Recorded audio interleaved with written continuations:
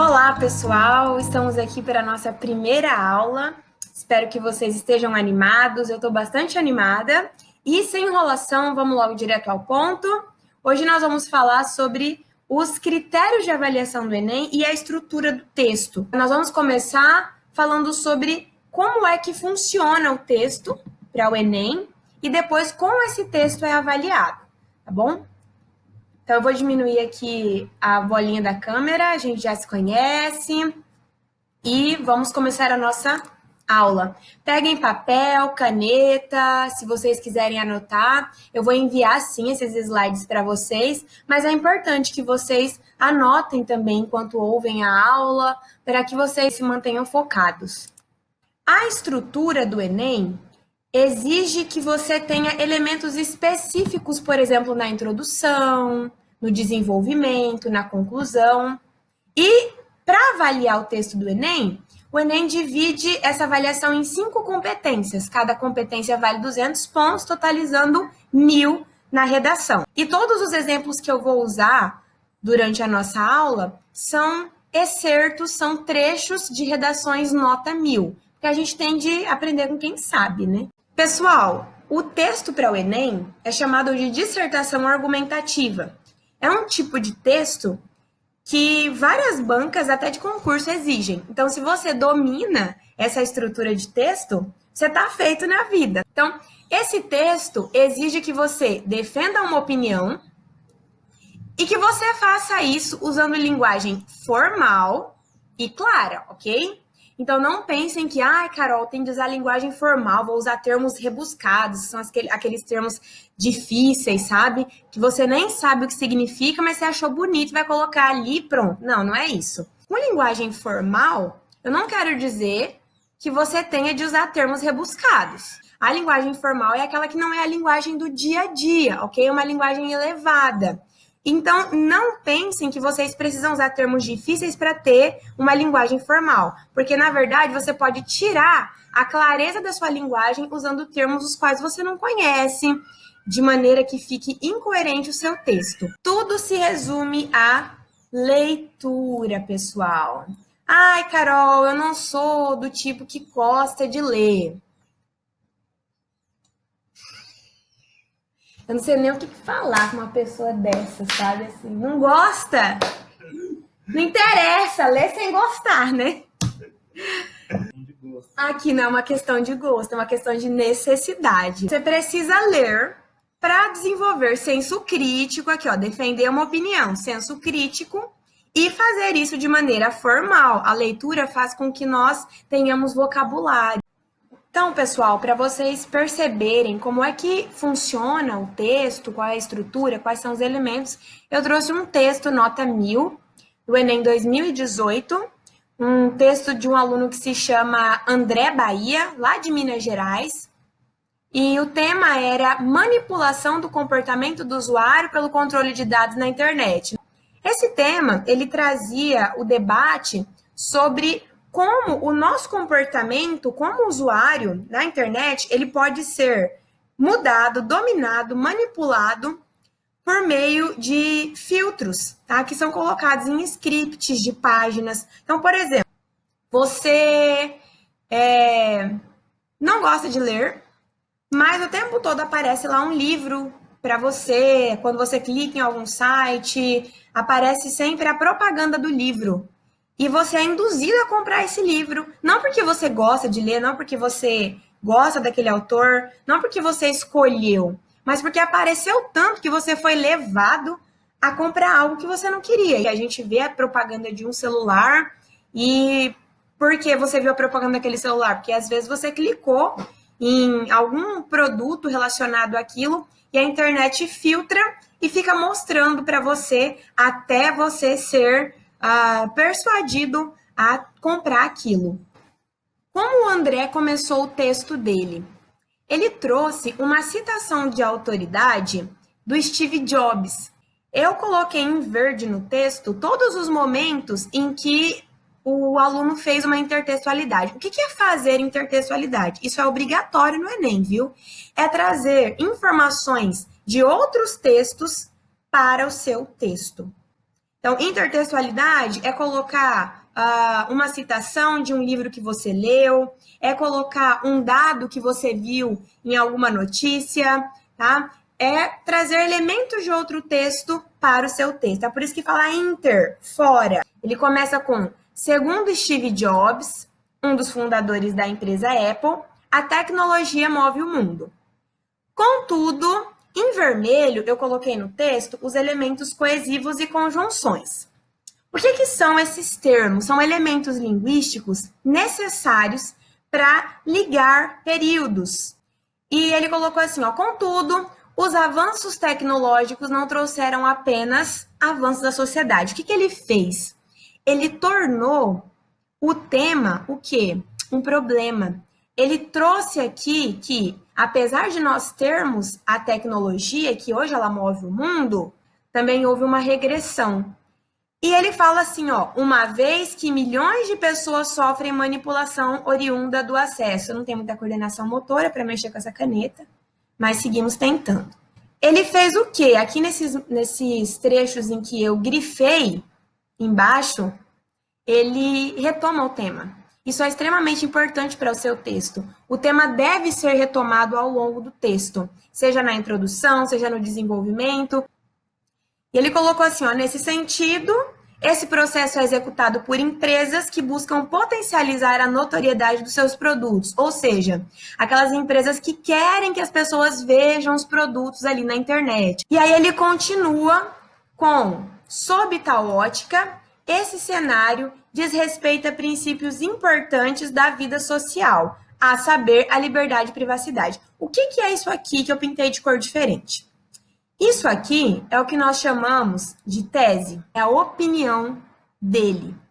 E ele coloca quais são esses princípios importantes, que são a liberdade e a privacidade. Na introdução, ele colocou uma citação de autoridade, alguém especialista no assunto, no caso aqui, Steve Jobs.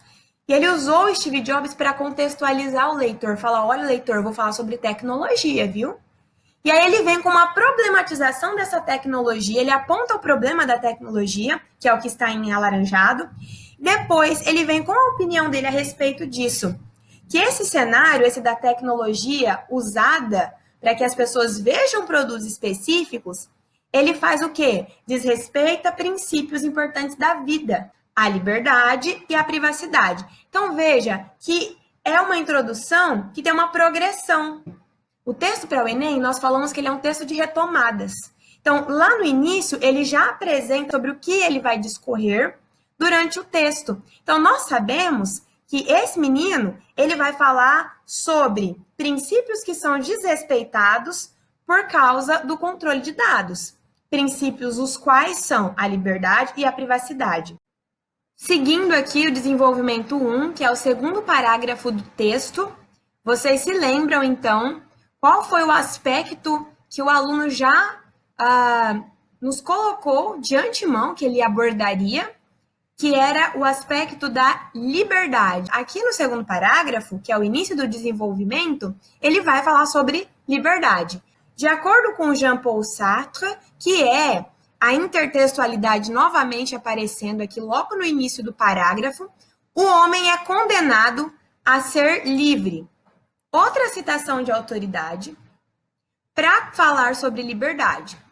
E ele usa o conectivo para dar progressão a essa ideia.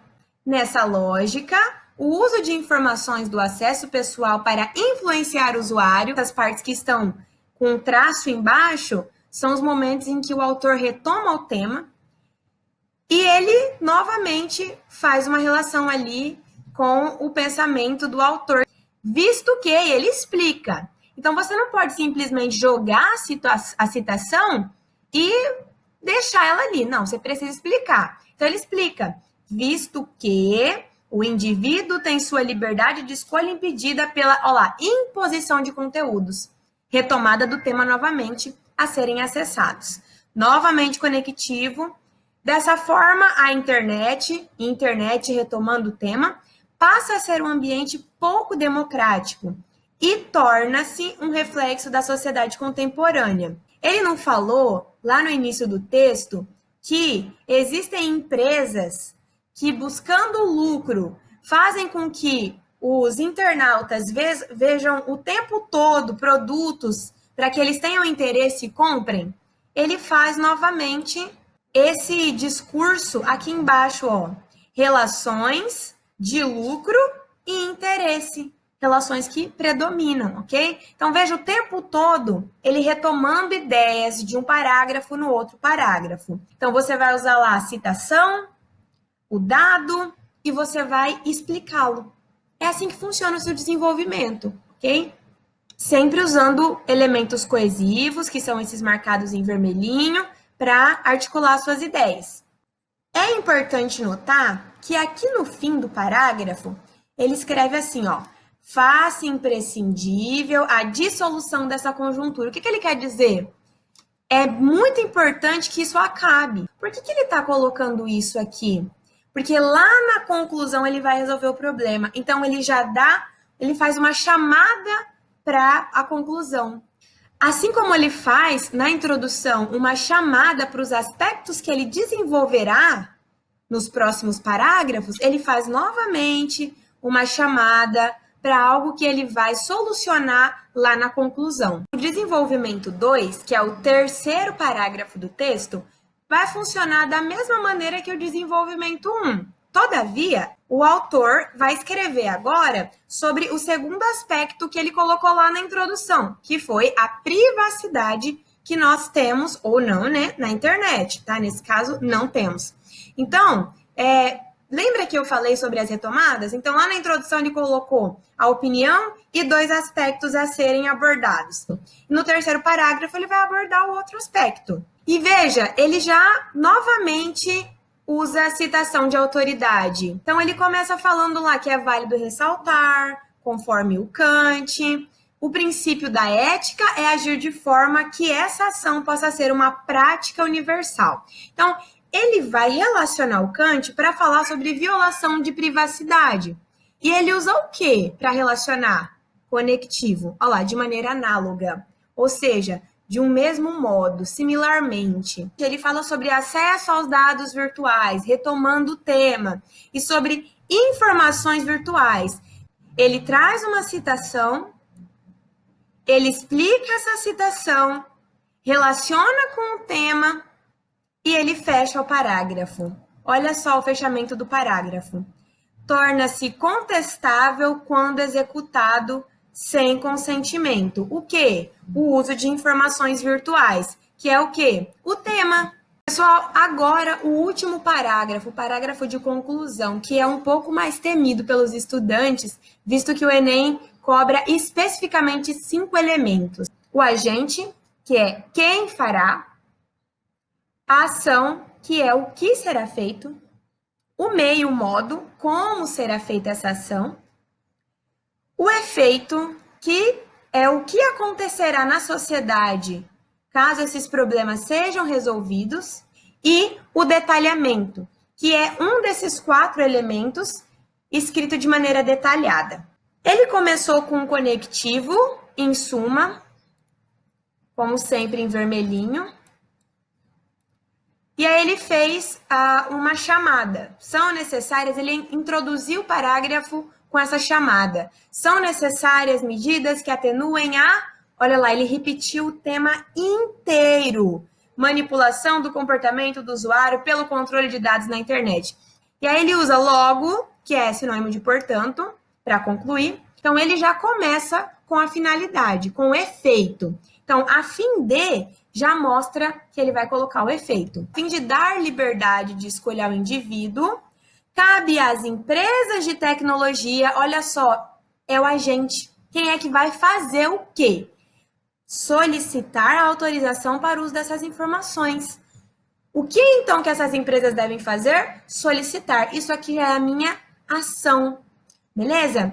Então, eu vou ter aqui o meio, solicitar a autorização por meio de advertências com linguagem clara. Então, como é que elas vão solicitar essas autorizações? Por advertências com linguagem clara. Nós já temos, então, a finalidade, em azul. Nós temos o agente, em rosa, que é quem fará alguma coisa. Nós temos o que será feito, em verde. Nós temos o meio, que é como será feito, as advertências, né, com linguagem clara. E nós vamos ter agora o detalhamento. O que é esse detalhamento?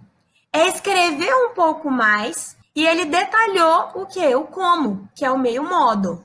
Então, ele já detalhou como é que essas advertências devem ocorrer. E, por fim, a partir dessas ações, as tecnologias, como disse Steve Jobs, moverão o mundo. Ele fechou o texto dele com aquela citação do Steve Jobs que ele colocou lá no início do texto. Carol, por que você riscou essa parte aqui da conclusão? Porque o Enem, pessoal, ele avalia só uma proposta. Então, você pode colocar duas soluções para o problema. Ele colocou uma outra solução aqui, ó. Ademais significa além disso, ou seja, uma nova ideia, uma nova solução. Se você colocar 50 mil soluções, apenas uma será avaliada. Então, eu marquei para vocês a conclusão que está mais completa, que é essa daqui. Porque essa outra, veja que ela está até bastante curta, ela não está completa. Por isso, ela nem foi avaliada pelo corretor. Só será avaliada a conclusão que tiver o maior número de elementos desses 5 que eu falei. Ele começa de um ponto, que é Steve Jobs, e ele termina com Steve Jobs. Perceba que aqui o texto visto como uma unidade textual, ele completinho, nós temos as nossas cores, né? E em verde eu falei que colocaria a intertextualidade, as citações. O que ele traz de outros textos para dentro do texto dele. Então, se você reparar bem nas cores, em todos os parágrafos nós vamos ter uma citação. Um texto bom, um texto consistente, apresenta citação, dado, e aí depende do que você tem na sua cachola para usar na hora. Vocês vão notar que, além disso, além desse tanto de intertextualidade que ele faz aqui no texto inteiro, que é o que está em verdinho, nós vamos ter a presença constante de conectivos, olha lá, contudo, nesse sentido, e, a saber, nessa lógica. Na introdução, ele coloca a opinião, que nós chamamos de tese, ele coloca o desdobramento da tese, que nós chamamos de os argumentos, né? Que são a justificativa dessa tese, e ele coloca duas, porque ele vai desenvolver uma no segundo parágrafo e outra no terceiro parágrafo. Por fim, o que ele faz? Ele resolve esses dois problemas que ele colocou por meio dos 5 elementos que o Enem exige. Então, note que você vai apresentar o que você vai discorrer, sobre o que você vai discorrer, logo no primeiro parágrafo na introdução. E depois, no desenvolvimento, você vai explicar isso de maneira mais detalhada, sempre usando intertextualidade, recursos argumentativos, citação, dado estatístico, tá? Para comprovar o seu argumento. E sempre também retomando o tema. Carol, assisti a aula, não entendi, eu tô perdido, é normal. O que eu aconselho que você faça é, assista novamente. Outra coisa que é muito importante que vocês notem é que todos os parágrafos possuem, no mínimo, 2 períodos. O que é parágrafo? É isso aqui, ó. É esse conjunto. Conjunto de quê? De períodos. O que é período? Letra maiúscula, a ponto final. Eu tenho período aqui. Nesse sentido, até esse outro ponto final, eu tenho outro período. Sob tal ótica, até a privacidade, eu tenho outro período. O seu parágrafo precisa ter no mínimo 2. Jamais escreva textos com com um período só. Nunca. Todos os seus parágrafos precisam ter 2 períodos ou mais, no máximo 4. Não faça mais que 4 períodos. Carol, mas quantas linhas tem que ter? Olha só, analisando as redações nota 1000, o que eu notei? Eu notei que as redações nota 1000 têm de introdução até 8 linhas. Até 8 linhas. A maioria tem 6 linhas. Introdução, de 6 a 8 linhas. Desenvolvimento, entre 7 e 8 linhas, cada parágrafo, tá? E conclusão, mais 8 linhas. Depende, você tem só 30 linhas. Então, tem aluno que faz o quê? Faz 8 linhas aqui, faz 8 linhas aqui na conclusão e faz 2 parágrafos de 7 linhas lá no desenvolvimento. Tem aluno que faz menos aqui, mas ele faz mais aqui, faz 8 aqui, faz 8 aqui, e faz mais 7 aqui, tá? Depende muito. A dica que eu dou é, não ultrapasse 8 linhas na sua introdução, não ultrapasse. Outra dica é, não coloque título. O Enem não exige título. O título é contado apenas como linha escrita. É uma linha a mais para o seu texto. Então, não é necessário colocar título. Se não é necessário, não faça. Para você não gerar um critério a mais de correção para você. Porque no seu título pode ter erro gramatical. E aí? Entenderam? Então, não coloque título. Pessoalzinho, nós vamos agora para a parte 2 da nossa aula, que são os temidos critérios avaliativos do Enem. É muito importante que você entenda como o seu texto será avaliado para você conseguir produzir a sua redação já pensando no corretor. Você não está escrevendo para você, porque não é diário, você está escrevendo para alguém que vai ler o seu texto e avaliá-lo. Então, em quem você tem de pensar? Na pessoa que vai ler, no corretor. Olha só, nós temos no Enem as 5 competências, cada uma vale 200 pontos, totalizando 1.000 pontos. Ou seja, a redação é metade da nota do Enem. As competências, elas se desdobram ali a pontuação de 40 em 40 pontos. Então, você tem lá 200 pontos e você vai perdendo 40 pontos de acordo com os desvios que você comete ao longo do texto. Então, você tem lá 200, e aí diminui para 160, diminui para 120, 80, 40, 0, tá? Em cada competência. A competência 1 avalia o quê? O domínio da escrita formal. É basicamente gramática. Na competência 2, 3 coisas são avaliadas. 3 coisas. Quais são elas? Se você atende ao tema, por exemplo, teve o Enem de 2015, em que o tema era a persistência da violência contra a mulher, e a galera escreveu sobre violência contra a mulher, mas não escreveu por que ela continua, a persistência. Isso é fuga ao tema. O segundo aspecto avaliado na redação é se você atende ao tipo textual, se você escreve de fato uma dissertação argumentativa e não uma crônica, e não um conto, e não um poema, sei lá, né? Vai ter algum doido. Esse critério de atendimento ao gênero é se você escreve de fato essa estrutura aí que o Enem pede.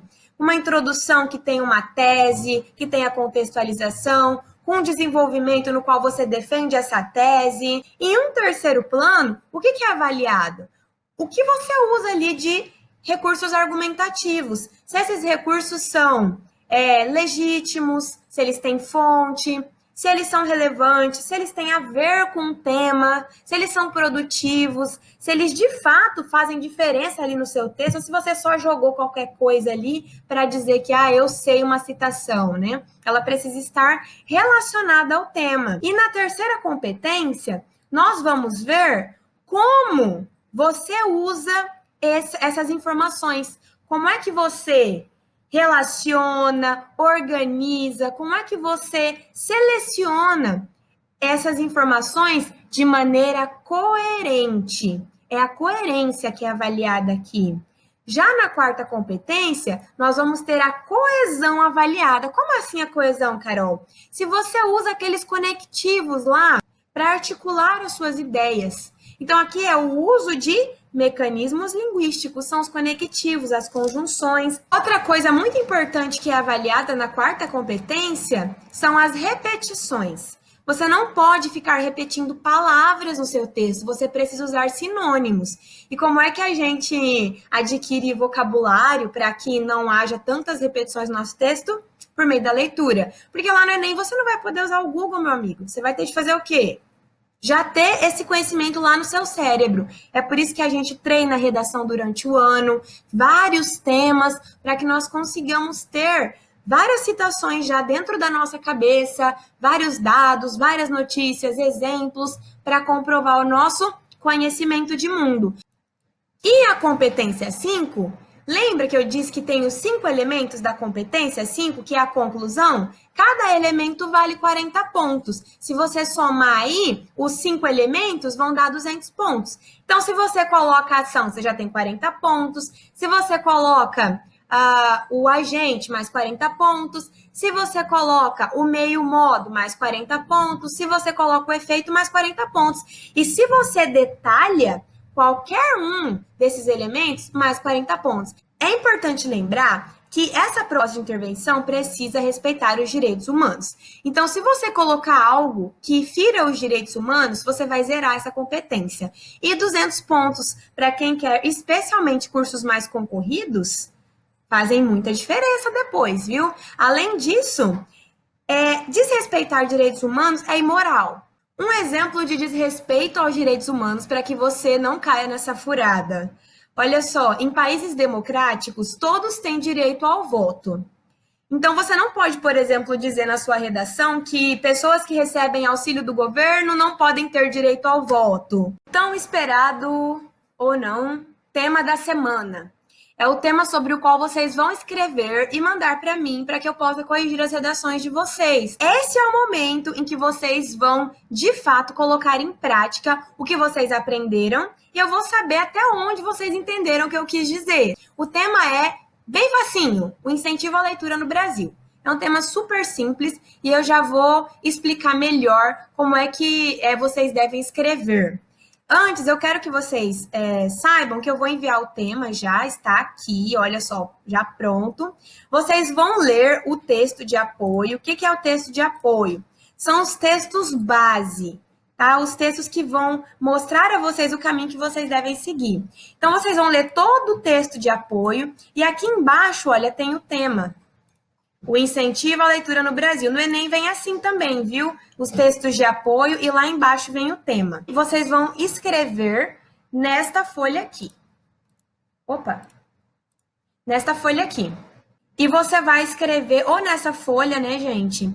Ou numa folha de caderno que vocês têm. Eu sei que nem todos podem imprimir, tudo bem escrever uma folha de caderno, mas precisa obrigatoriamente colocar o seu nome, o tema, escrever o texto até o fim da linha, em nome de Deus, escrevam esse texto até o fim da linha, nada de escrever até mais ou menos aqui, aí você para, vai para outra linha. Não, não é poema. O texto em prosa, ele é escrito, dá um espaço para iniciar o parágrafo, né? Você começa a escrever, vai até o fim da linha, se não couber, divide a sílaba, depois continua, rente a margem até o fim da linha, nananana, tá bom? No capricho, sem aquela letra enorme. Carol, eu não consigo. Tenta, faz o seu melhor, tá bom? Me envia lá o e-mail. Eu coloquei o e-mail para o qual vocês devem enviar uma foto da redação aqui embaixo, ó. cursoderedação.carolfaria@gmail.com. Então, eu vou encaminhar agora para vocês o tema da semana. E trouxe também alguns repertórios, já alguns recursos argumentativos para vocês usarem. Isso não significa que vocês não têm de pesquisar, vocês têm de pesquisar para encontrar, inclusive, fontes, né? Então, o que você pode usar para começar o seu texto? Você pode começar falando da data em que se comemora o Dia do Leitor no Brasil, que é o dia 7 de janeiro. Então, você pode dizer que, institucionalmente, no Brasil, no dia 7 de janeiro, comemora-se o Dia do Leitor. Olha lá, você já contextualizou que você vai falar sobre leitura. E aí você vem com a sua opinião. Na sua opinião, existe ou não incentivo à leitura no Brasil? O incentivo à leitura no Brasil, na verdade, ele existe, mas é ínfimo. Por que que é? O que que acontece? Será que porque verbas são desviadas? Porque muitos projetos do governo não chegam nas cidades interioranas, que vão basicamente para São Paulo, Rio de Janeiro, Minas, mas o restante dos estados não vê isso acontecer. Nós sabemos que muitas escolas no Brasil não têm nem biblioteca. O imposto cobrado sobre livros no Brasil é gigantesco. Então, vocês vão analisar tudo isso e justificar por que não há incentivo à leitura no Brasil ou por que esse incentivo é ínfimo. E aí que entra ali na sua introdução aqueles dois argumentos. Por que ele é ínfimo? Por quê? Porque existe desvio de verba, porque existe imposto que é cobrado muito alto sobre os livros, você que decide, tá? São seus argumentos.